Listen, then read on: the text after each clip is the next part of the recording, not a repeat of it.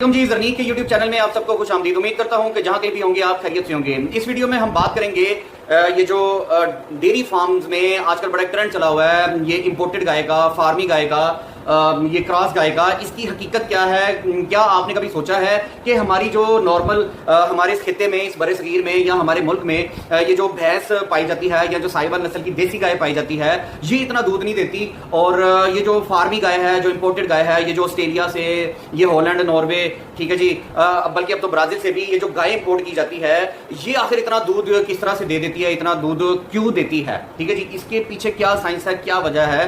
तो देखें, हुआ ये कि पाकिस्तान जब बना तो बुनियादी तौर पर जो है वो दो जानवरों से दूध लिया जाता था इंसानों के पीने के लिए। ज्यादातर उसमें एक भैंस थी और एक जो है वो साहिवाल नस्ल की देसी गाय थी। लेकिन वक्त गुजरने के साथ साथ बिजली, पेट्रोल, डीजल की कीमतें बहुत तेजी से बढ़ी और फिर ये बंडा, पट्ठे, चारा वगैरह जो है, इसकी कीमतें भी जो है वो बहुत तेजी से आसमान को छूने लगी। और जो ये जो डेयरी फार्मर्स हैं, इनकी जो कॉस्ट ऑफ प्रोडक्शन है, जो पैदावारी लागत है दूध की, वो बहुत ज्यादा बढ़ गई। अब होना तो ये चाहिए था कि कीमतें हुकूमत कंट्रोल करती और लोगों को जो है वो बेहतरीन इस खित्ते की भैंस और इस खित्ते की देसी गाय, साहिवाल नस्ल की देसी गाय का दूध पीने को मिलता, जो कि सेहत के लिए इंतहाई फायदेमंद है। लेकिन क्या हुआ जी कि उसका हाल फिर ये निकाला, क्योंकि कीमतें बहुत ज्यादा बढ़ी थी, कि चलो जी ठीक है जी, वो बाहर से गाय इंपोर्ट करो, वो जो 35 लीटर, 30 लीटर, 40 लीटर डेली का दूध देती है और वो इतना खाती भी नहीं है।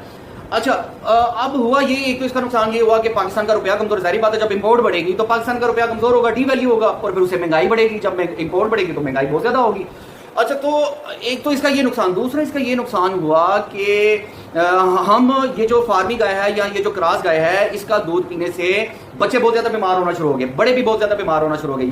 ये जो बड़ा मसला बन रहा है ना आजकल, बच्चों की ग्रोथ नहीं हो रही ठीक तरह से, बच्चे नशोनुमा नहीं कर पा रहे हैं, उनके कद नहीं बढ़े, उसकी बहुत सारी रीजन है। उसकी एक रीजन ये फार्मी गाय, ये इंपोर्टेड गाय का दूध पिया, हड्डियां कमजोर है, हड्डियां ठीक नहीं है, अपना जोड़ों में दर्द है, ठीक है जी जनाब, पट्ठों में दर्द है, ठीक है जी, किसी को कोई बीमारी है, किसी को कोई बीमारी है, तो उसकी रीजन जो है वो ये देसी गाय है, शादी के बाद जो है, सॉरी, ये फार्मी गाय है, ये क्रॉस गाय है, ये जो हम इंपोर्ट कर रहे हैं, जो डेली का 40-40 लीटर दूध देती है, ये इंतहाई खतरनाक। और ये किस तरह ये गाय डेवलप की गई है, पैदा की गई है, बनाई गई है, मैं आपको बताता हूँ। अक्सर आजकल बड़ा एक मसला बना हुआ, शादी के बाद जनाब बच्चे पैदा नहीं हो रहे, पता लग रहा है जी वो जी बीवी बांझ निकल आई, पता लग रहा है जी वो जी खामद बांझ निकल आया, बच्चे पैदा नहीं हो रहे, लेट पैदा हो रहे हैं, जो बच्चे पैदा हो रहे हैं वो जनाब ठीक पैदा नहीं हो रहे। वो उस देखिए, जब ये जो गाय है ना, ये जो फार्मी गाय है, ये क्रॉस गाय है, जो हम ये डेवलप्ड कंट्री से जो इंपोर्ट करते हैं और बड़े फख्र से इंपोर्ट करते हैं जी, और हमारी जो ये upper middle class, elite class है, वो जी हम तो ऑस्ट्रेलियन गाय का दूध पीते हैं, हम तो नॉर्वे की गाय का दूध पीते हैं, हम तो हॉलैंड की गाय का दूध पीते हैं। असल में शौर की कमी है, गाही की कमी है।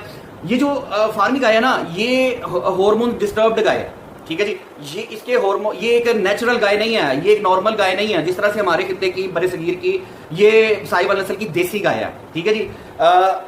ये जो गाय है फार्मी, ये जनाब सुअर के नुतफे से जेनेटिकली मॉडिफाई करके, लेबोरेटरी में डेवलप करके, क्रॉस करके, डेवलप करके ये गाय जो है तैयार की गई है, पैदा की गई है। आज से 70 साल पहले, 75 साल पहले, 60 साल पहले ये फार्मी गाय का कॉन्सेप्ट नहीं था, ठीक है जी। दो जानवर चलते थे, एक देसी गाय और एक भैंस, ठीक है। ये अचानक से जो है वो ये फार्मी गाय आ गई। तो ये फार्मी गाय जो है, चूंकि ये सूअर के नुतफे से, चूंकि ये जनाब ये जो पिग होता है, खंजीर होता है, इसके पानी से, इसके नुतफे से, इसकी गलाजत से लेबोरेटरी में जेनेटिकली मॉडिफाई करके ये गाय तैयार की गई है, पैदा की गई है इस गाय। और यही वजह है ये इतना ज्यादा जो है वो दूध देती है, क्योंकि इसके हार्मोन्स बैलेंस्ड ही नहीं है, इसके हार्मोन्स नॉर्मल ही नहीं है। जब आप अननेचुरल या अनबैलेंस्ड हार्मोन्स वाले जानवर का दूध पिएंगे आप, आपके बच्चे, तो आपके हार्मोन्स भी खराब होंगे। जब आपके हार्मोन्स खराब होंगे तो आपके जिस्म में बहुत ज्यादा जो है ना वो जनाब बीमारियां जन्म लेगी। ये जो बच्चे जल्दी बालिग हो रहे हैं, बच्चियां जल्दी बालिग हो रही हैं, 9 साल की, 10 साल की उम्र में बच्चियों के पीरियड स्टार्ट हो रहे हैं, उसकी रीजन एक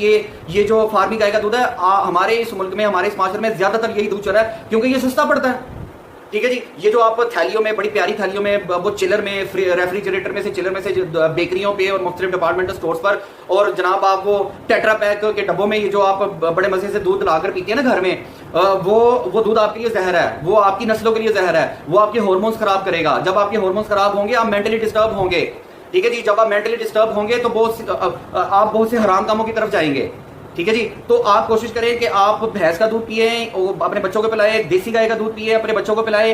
भैंस का दूध वो लोग पिए जो किसान लोग हैं, जो मजदूर तबका है, जो अब हमारे माशरे में एक बीमारी ये भी है कि जी दूध वो पीना जो गाढ़ा हो। वो भाई भैंस का दूध जो है बहुत ज्यादा गाढ़ा होता है, उसमें फैट लेवल बहुत ज्यादा होता है और उसको हजम करने पर आपके बच्चों के मैदे का बहुत ज्यादा जोर लगता है।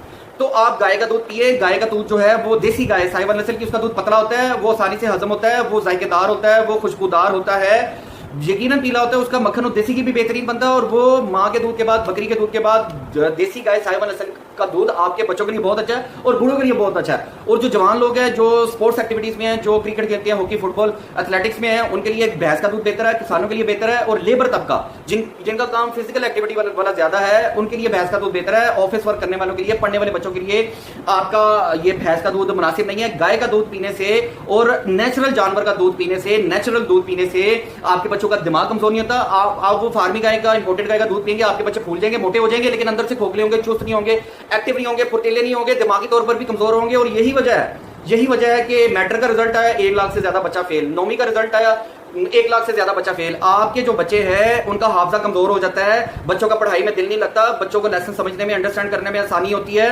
बच्चे तैयारी ठीक तरह से नहीं कर पाते और फिर पेपरों में फेल होते हैं। दिमागी तौर पर आपके बच्चे जो हैं वो कमजोर हो जाते हैं ये फार्मी इंपोर्टेड गाय का दूध या क्रॉस गाय का दूध पीने से। तो अपने बच्चों पर तरस खाइए, बीमारियों से खुद भी बचिए, बच्चों को भी बचाइए, बांझ होने से बचिए। देसी गाय का दूध या भैंस का दूध पीजिए, क्रॉस और फार्मी गाय का दूध मत पीजिए। आपको वीडियो कैसी लगी, अपना फीडबैक जो है वो इस वीडियो के कमेंट सेक्शन में लाजमी दीजिएगा। अल्लाह ताला आपके लिए ज्यादा से ज्यादा आसानियां पैदा करे और आसानी को ज्यादा से ज्यादा खाल के खुदा में तकसीम करने की आपको तौफीक दे। इस वीडियो को ज्यादा से ज्यादा लाजमी शेयर कीजिएगा। अल्लाह हाफिज़।